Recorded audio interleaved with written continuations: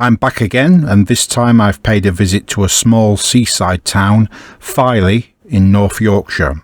I was there on business anyway, so I grabbed my Fujifilm FinePix S4000 camera, basically a cheaper digital camera that I discussed in the last video, and took a quick half-hour stroll around town and along the promenade.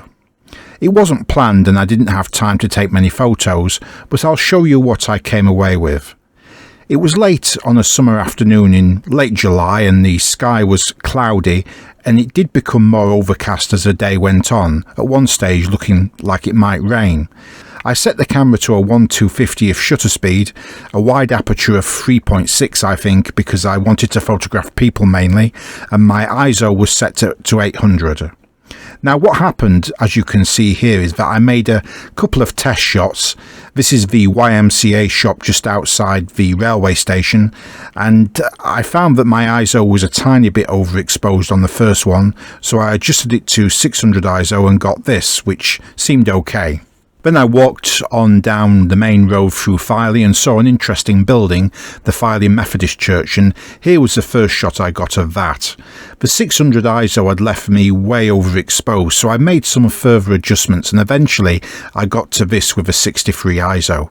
I could have perhaps narrowed the aperture, and the sky is still not right, so I should have added some colour balance. It's not too bad though.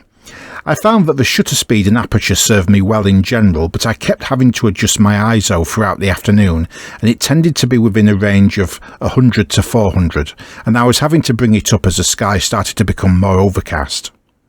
And I took some low-angle shots of the steeple, which you see here. This first one, I realised that the colour balance could be better, so I switched to the shade setting for the next shot, which you see here. I then switched back to auto for a third shot, but adjusted my position to get more of the sky in, and that seemed to have the right effect. In the town centre I came across a bike tied to a lamppost being used to promote a pet shop. You can see I struggle with the exposure for this. The first one is badly underexposed, so I brought the ISO up. The next ones are okay. This one is a bit too bright, so I toned down the ISO a bit again, and this last shot of the cycle looks fine to me. Next I photographed a lady waiting at a street corner with her dog. I prefer photographing people to buildings, but I didn't have a lot of time unfortunately. You do need to get yourself into a position where you can stand and watch people and look for people with a bit of character. I did get some good people shots which you'll see here, but not many on this occasion. Here are some shots of a butcher's. I struggled a bit with the exposure again because it was dark inside, but I managed to adjust the ISO a little to make it brighter. This one looks back to the church and the spire. It's okay, but I think I should have improved the sky by adding some shade balance. The sky lacks colour. I like this one from the War Memorial. It's a rather nice War Memorial with that handsome arch at the front and the garden behind, which you'll see more of in a few moments. Again, if I'm going to nitpick about this photo, the sky could be better. I could have added some shade balance. This one's okay, but I must have jerked the camera as it's a bit blurred. And here's your close-up of the engraving over the arch.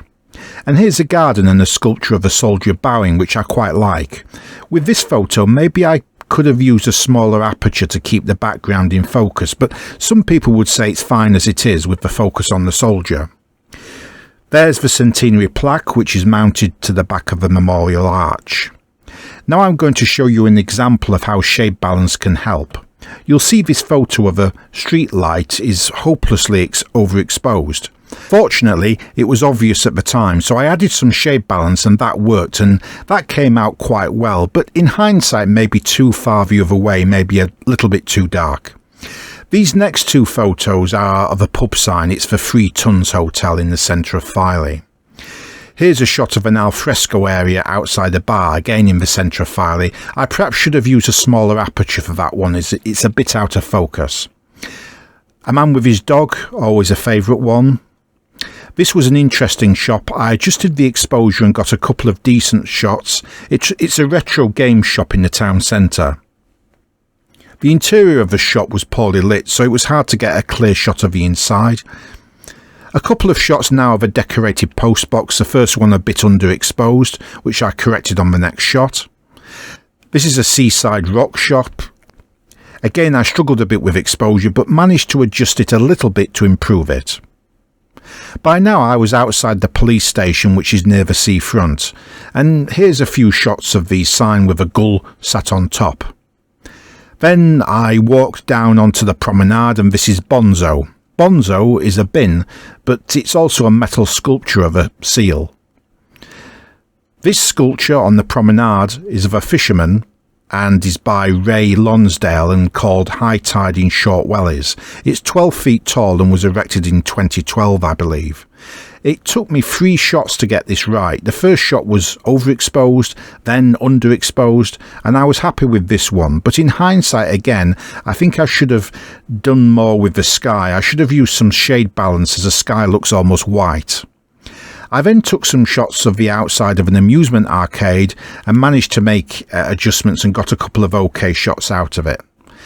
This area of the promenade was quite busy, so I decided to stand and watch for a few minutes, and I managed to get some OK people shots out of it, as you can see. I also took this close-up of the brow of a small boat with the people behind, which I thought would be quite interesting. On the way back, I found another seal sculpture and took a shot of some people sitting outside a cafe on the promenade.